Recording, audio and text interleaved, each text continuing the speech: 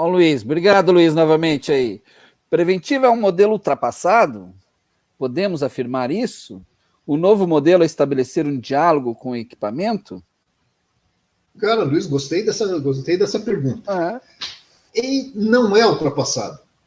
É. Como eu falei, até a corretiva, ela não é ultrapassada. Exatamente. Vai ter sistemas, vão ter máquinas que a corretiva é a melhor tratativa de manutenção.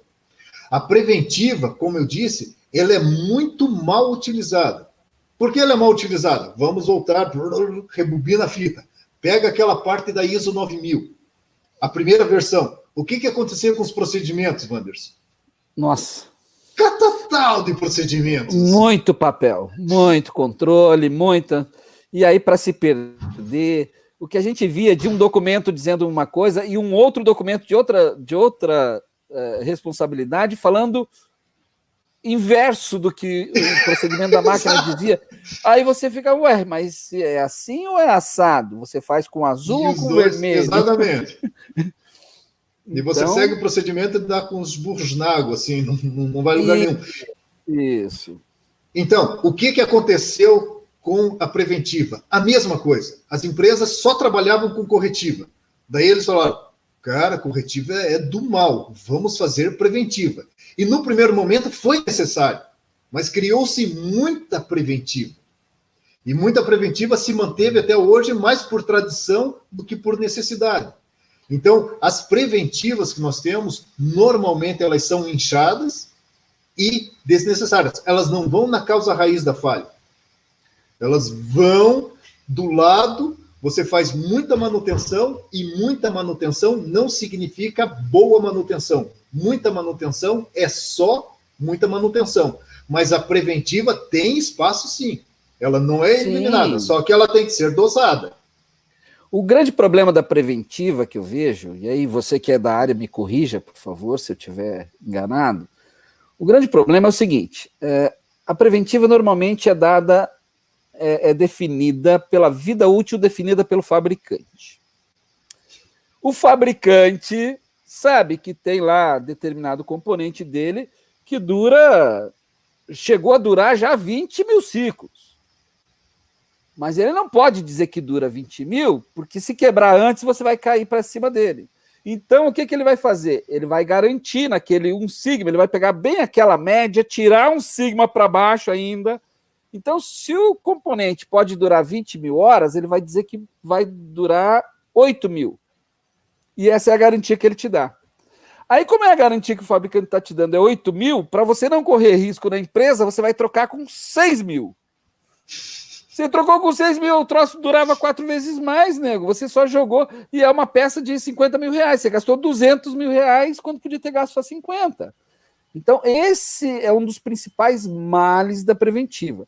Quando a preventiva é feita em cima de um histórico evolutivo, de um acompanhamento, onde você define a vida útil dos elementos, aí é uma coisa. Aí ela não é tão custosa, aí você está usando muito mais próximo da real vida útil dela. Agora, dos que eu conheço, de todos os processos que eu participei, principalmente com padronização, com ISO e tudo mais, o sujeito faz a preventiva de acordo com a vida garantida pelo fabricante. Estou errado nisso, não? Não, perfeito. E aí vem a questão, e por que o fabricante faz isso? Além dessa questão da garantia, o fabricante não sabe o contexto operacional que você vai submeter aquele componente. Exatamente. Ele faz rolamento e o motor. Agora, o motor que você tem lá, ele liga uma vez no dia e fica ligado direto, ou a cada 20 minutos ele liga, desliga, liga, desliga, liga, desliga, liga, desliga. É o mesmo motor, é o mesmo processo, só que o contexto operacional é diferente. Então, o desgaste dele é diferente. Sim. Eu não posso tratar da mesma maneira. Eu tenho um motor, mesma potência, que um bombeia água e outro bombeia cola. Contexto operacional diferente. Mas os dois não bombeiam fluido? Mas é diferente. Um está perto de uma caldeira, está fervendo, outro está sujeito a intempéries e outro está numa sala climatizada. o desgaste do equipamento vai ser diferente. Quem entende do equipamento, quem deve ter esse conhecimento, é o proprietário do equipamento, é o proprietário do ativo que tem que saber qual a melhor maneira de manter aquele ativo produzindo.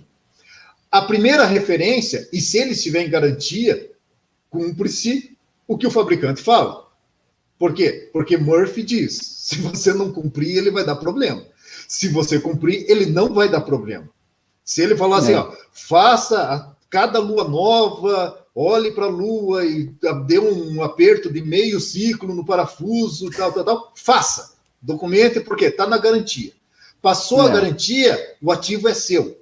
Então, o conhecimento e a expertise sobre ele é seu também. E aí que você começa a fazer os estudos e utilizar melhor a vida útil, o ciclo de vida do equipamento até o final.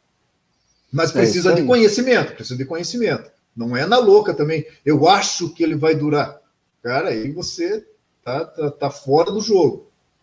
Mas tem como melhorar.